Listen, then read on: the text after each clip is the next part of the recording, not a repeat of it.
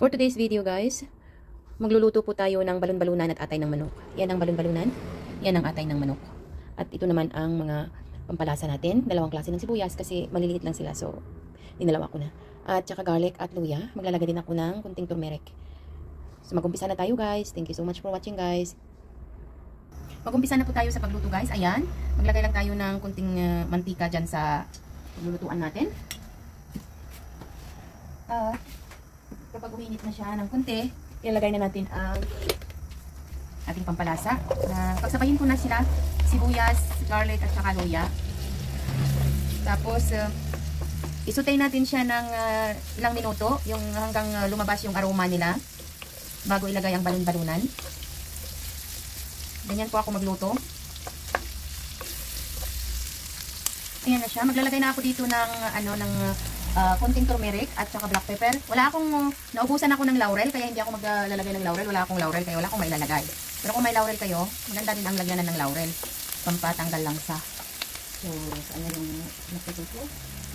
Yan. Ginigisa ko yung mga pampalasa bago ko ilagay ang ating lulutuin. Depende naman po yan sa ating nagluluto. Ayan, ang bango-bango na. Bango-bango. Maglalagay din ako ng konting coriander powder. Coriander powder siya.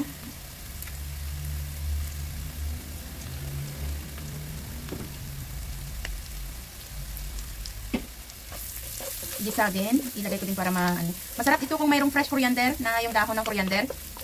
Sarap siya. Iwan ko lang sa inyo kung sa akin. Gusto ko yun, yung may dahon ng coriander.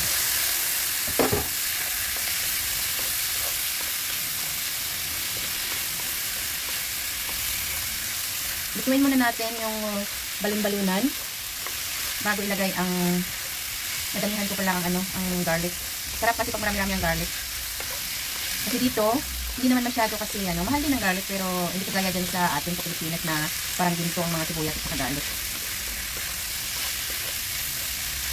Takpanan muna natin. Takpanan ko muna siya hanggang sa medyo maluto-luto yung balon-balunan natin.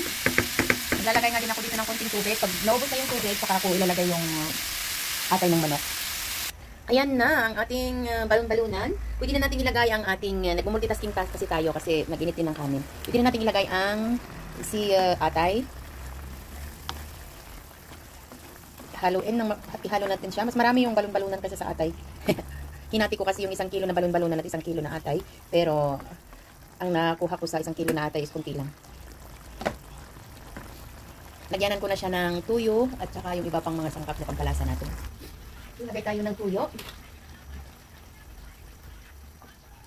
Yung ingay ni Karamot TV. Pinapanood natin. Ay, nabago yung nata. Nabago yung napapanood na tapos na sa kanya. Nabago nga. Okay, tapanan natin yan guys. Hintayin natin na maluto. Saka natin siya hahangin. Lapit na siyang maluto. Lagay tayo ng kunting magic sarap. Thank you guys for watching. See you guys on my next video guys. Thank you so much. Kita ko sa inyo. Kasi medyo malayo. Nag-multiple cooking kasi tayo. Nag-init din ako ng rice. Ayan. Thank you so much guys for watching. So, yan. Masarap na yan. Sarap-sarap ang ulam natin. Ngayon.